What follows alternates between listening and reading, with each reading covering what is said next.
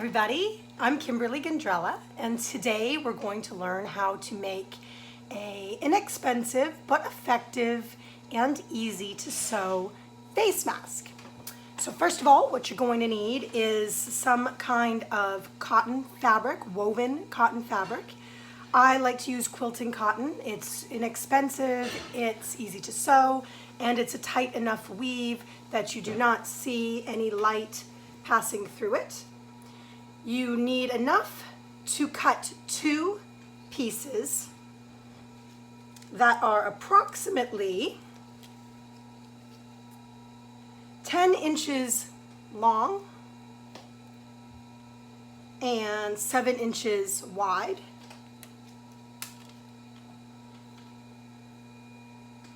There you go. And next, what you will need is some type of ear strap. I like to use elastic. I prefer to use like an 1/8 or 1/4 inch flat elastic. I just find that to be the easiest to work with, especially if you are a novice sewer and you're going to be pinning. But you can also use pieces of hair tie elastic, round elastic. You want to have a length that is approximately, I would say, 6 inches. Or you can use bias tape, double fold bias tape. You can make your own bias tape. You can cut strips of woven fabric as well to create this, but it doesn't have the same type of stretch, and I personally find it a little uncomfortable. Other people may disagree, but for myself, I like the flat elastic. So what we're going to do is, starting from the midsection of one of the long sides, we are going to, roughly in the center, you're going to sew. My back pedal is broken on this machine, but I will just stitch forward 2 or 3 stitches, then move my needle back, and that finishes that edging, so that when we go to open this, that little area there is going to become this area that we will pull everything through. You have your 2 pieces face down on top of each other, and the center of this piece is going to be the outer piece once we're finished.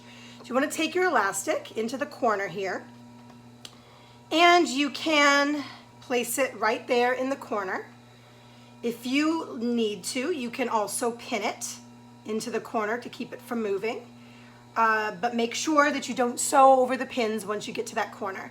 So here I'm going to get to that corner, and I'm going to sew straight off. And the reason for that is I like to create 2 stitches there as opposed to just pivoting, and that just makes sure that that elastic is right sewn tight to that corner. So now I'm going to move my foot again and start going along the side of the mask now. Remember, the elastic is here inside. So we're sewing about 1/4 inch or your presser foot width from the side. So here we are, there's your elastic piece. We're going to move that into the corner. We're going to place these pieces down and hold on to that corner. Make sure that your elastic is in here and that you're not going to stitch it down along the side, okay? You want to just stitch that corner and down. And then again, move your foot. And we're going to go along 1/4 inch here. So see, this elastic now is inside there. Make sure that your pieces are all lined up. And if you need to pin it, don't feel bad about that. I've just been doing this a really long time, and I find that pins get in the way. And then I do have a tendency to forget to remove them, and then they fling across the room like little shards of shrapnel. So I've gotten to the point where I can just hold it down. But if you do need to pin, do so. Take your time. It's not, you're not in a hurry. You have nowhere else to be right now. So here we are, getting to the next corner. And then you're going to take your second piece of elastic, place that into the corner with your 2 pieces together sandwiched, and sew through. Move it, pivot, And again, just make sure that you tuck that elastic out the way until you get where you need to go down at this end. Okay. And a lot of times, just don't forget to place your needle back down. Sometimes when you move, your foot can move and it can shift on you, especially if the fabric isn't very thick. So here we go, placing that end into the corner again and sewing through. And here's our last little bit. And you see where we started here? We're going to give yourself a couple inches, however you think you need, to pull everything back through to the other side. So I'm going to stop there, lift it, go back a couple of stitches just to have that be finished so we don't pop your stitches. And then you can cut the tail off. All right, so now what we're going to do is you're going to put your finger in here and we're going to grab a corner and we're going to pull it out. And you can grab on these elastics and help pull the whole thing out. Here we go, see? So make sure that those are nice and tightly sewn inside, like this. And now we are going to finish off our mask on the front. So for this part, I am going to use pins because it's easier than trying to fold these pleats by, just by eye. So I'm going to start at the top and just take about an inch and fold a pleat into that fabric like this. Pin it. And I'm pinning a little further away from the edge, okay? Because if I do end up sewing up the side without taking my pin out, it's not going to go flying. So another one. So basically your pleat should start where the next one ends, you see, so that they're not overlapping up here because that will just be a lot of thick fabric. It's not going to lay as flat. So you want them to start where the next one ends, pleat it down, right like that. All right, see, you got your one side. Perfect. So you're going to go over to the other side and do the same thing. About an inch, I'd say. Pleat, pleat, pleat.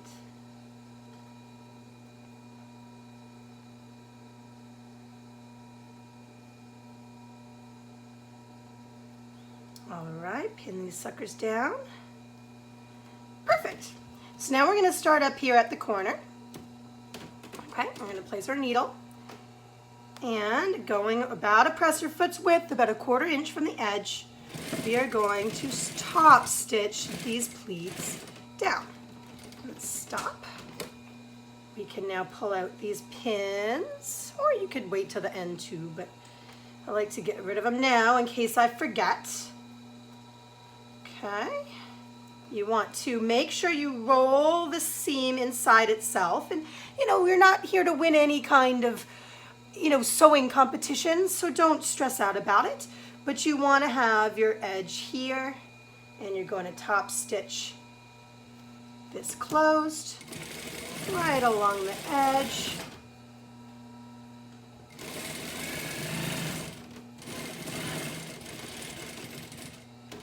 All right. Pivot. And now you're going to stitch these pleats down. Here, because we're going the opposite direction as the direction that the pleats fold, because we folded the pleats downwards, just want to make sure you push all of this fabric down in it because it will be thick and it may want to roll up on you. All right. And here we have our little edge here. If you wanted to keep a pocket, you could always do that and insert something in there. But for my sake, I'm going to just stitch it closed. I don't plan to be around people at all, so this is really more for my own benefit. And we're going to stitch this first here to the edge, pivot, and then just a couple stitches down just to finish that off so that your stitches don't come undone. And look at you. Perfection. Perfection. So you see that what happens here is that the mask goes around your ear, around your ears, like that, And then the folds allow it to open up above your nose, down below your chin, and you are still here, nice and flat. Yeah.